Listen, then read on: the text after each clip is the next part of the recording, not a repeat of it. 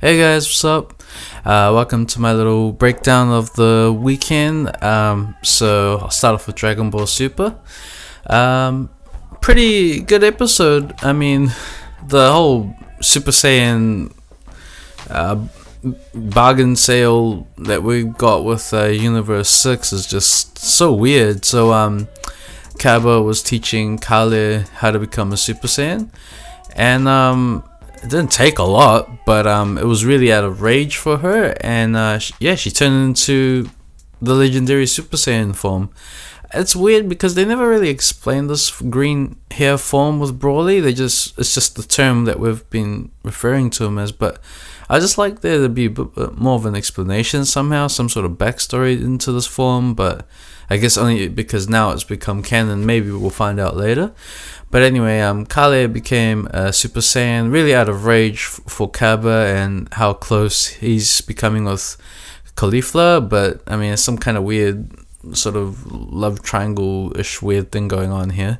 But and Caulifla became Super Saiyan 2 as well in the process, while trying to calm Kale down. So whole thing's a little odd, but whatever. I mean, it's just cool to see some female Super Saiyans, and be interesting to see how they fare against our guys in Universe 7, let alone everybody else. So that happened, and Goku convinced the crew that they need Frieza's help, and that they're gonna bring him in for 24 hours with the help of Fortune Teller Baba. So Goku went to the other world, talked to King Yama, and just said, we need him, because he didn't actually know anything about the multiverse, which is interesting. But I guess that's probably how it's meant to be. Maybe it's only for godly forms to know about this stuff, and I guess Goku and their crew, because they're the shit, and they always have to save the universe anyway. So Goku met Frieza. He was given permission, it didn't take him a lot to really convince Frieza. It was a bit of a weird conversation, but Frieza, being cunning as he is like, okay, I'll do it on a few conditions, and it's really, resurrect me after this tournament is done. And Goku was like hesitant, and he tried to pull on Goku's weakness on, tempting him with the fact that Frieza has the potential to be stronger, and Goku was like, oh, you've got some nerve, trying to use that. But yeah, eventually Goku kind of half promised him. He said, yeah, we'll see, it'll take me some time, but after the tournament we'll use Earth's Dragon Balls to bring you back to life at some point. So Frieza said yeah, so we'll see, because something strange was going on, where while they're having the conversation to even bring Frieza, there was a spy from one of the other universes. It's the universe with the little mouse guy. I forgot which universe they are, but God of Destruction sent a spy out, and he has it in for Beerus. And there was also mention as well to Beerus that to everybody from Whis, that there's actually a warrior that's stronger than the Gods of Destruction and one of the other universes. So I just can't wait to see this tournament, man. They keep saying there's a few hours left, and apparently there's an hour and a half left, but it's one really long hour. So anything else really happened? Nothing of that much note really, but yeah, Frieza's coming back at this stage, but the preview for the next episode is hinting that there's going to be some sort of sparring session with the Universe 7 guys and Frieza, and we'll see how that goes, because it looks like this other universe is also using the help of, I think, Universe 9, and they're going to try and do something, send some sort of assassins to try and take off Frieza. Hopefully Frieza just whoops their ass and shows, you know what, screw it. If anyone's taking me out, it's going to be someone within my universe, not freaking other universes. So we'll see how that goes, but I'm guessing next episode is the go home before the actual tournament. And I can't wait. I think we're all ready to see this thing finally happen. So yeah, pretty decent episode. Maybe I missed something, but I'm pretty sure those are the main things.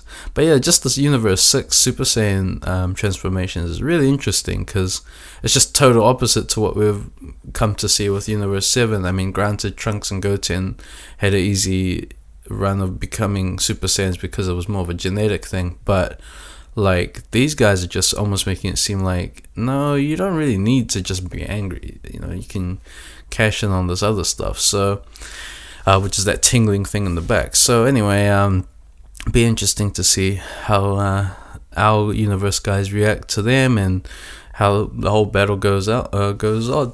So yeah. Anyway, I'll move on to Attack on Titan now. So this week's episode of Attack on Titan was amazing, actually. A lot was revealed, or at least there was a lot of stuff that confirmed that, well, two major points, that the Titans are quite possibly regular human beings, and the fact that there's a world outside of the Attack on Titan world that we know of, which is the world that we see today with Eren and everybody. So what happened was, at the beginning, some of the Survey Corps guys were doing some investigating around Connie's village, and they had a look at a picture of Connie's family, and then they were looking at the Titan that was on top of Connie's house, and made the conclusion that that lady-looking Titan is probably Connie's mother, which is amazing because this whole time they never really understood where Titans came from, this being Eren's world. So that was one side that was a huge, revelation.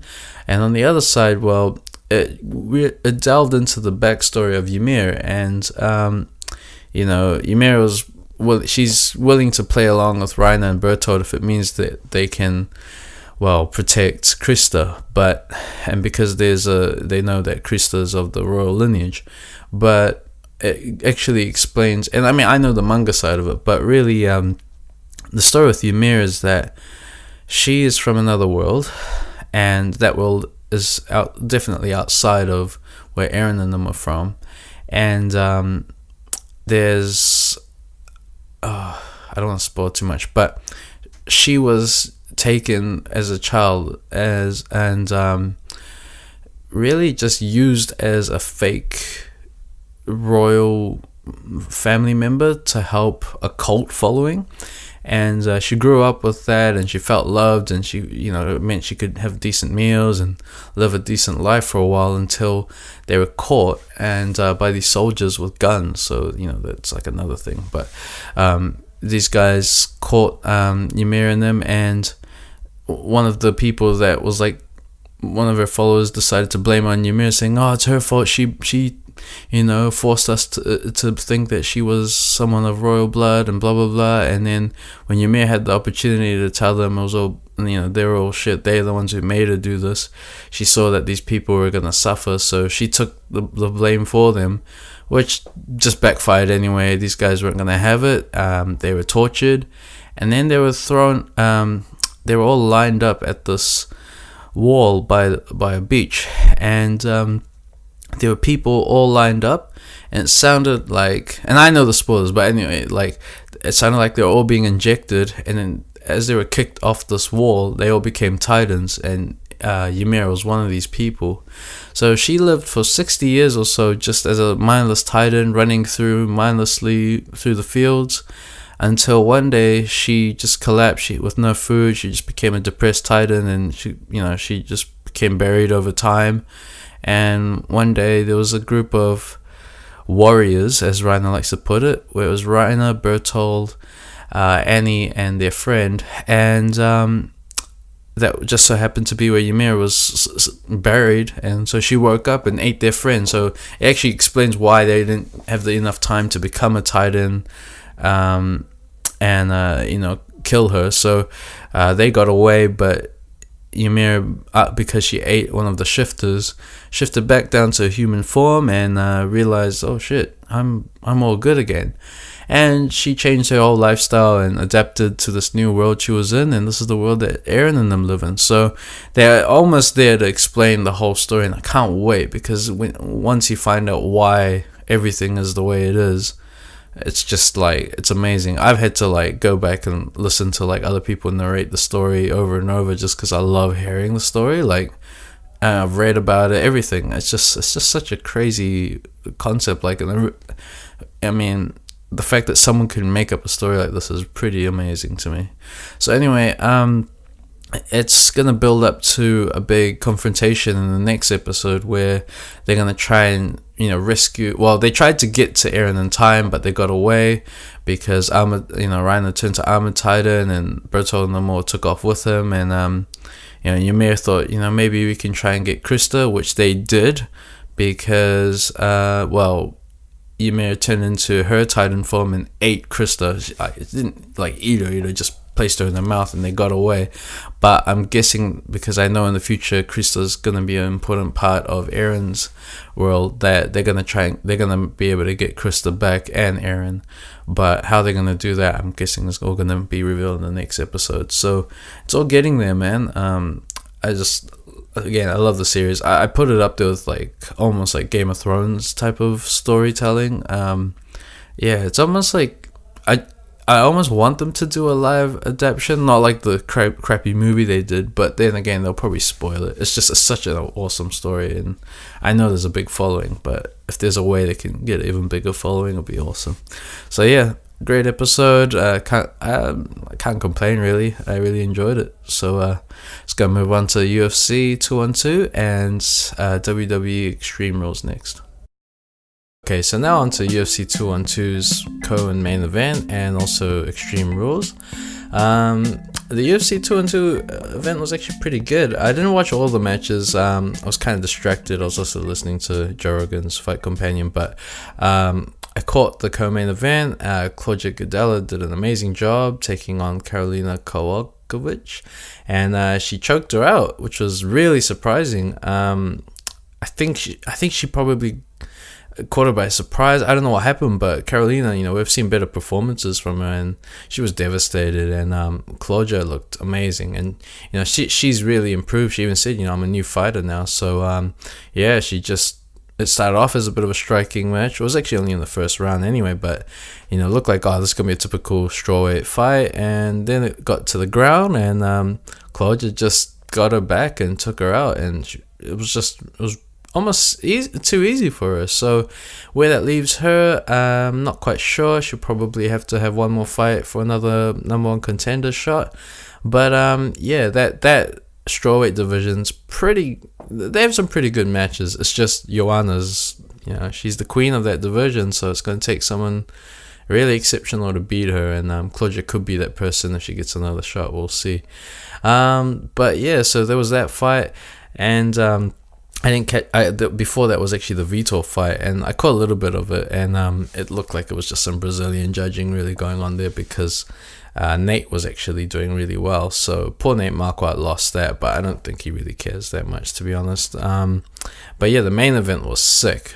Congrats to Max Holloway. He did it for all the Poly boys, and he did it for your country, Hawaii, man. And the guy he's a star, he's an amazing fighter. Been watching him on this 10-fight win streak, which is now 11, I'm pretty sure, after winning this fight.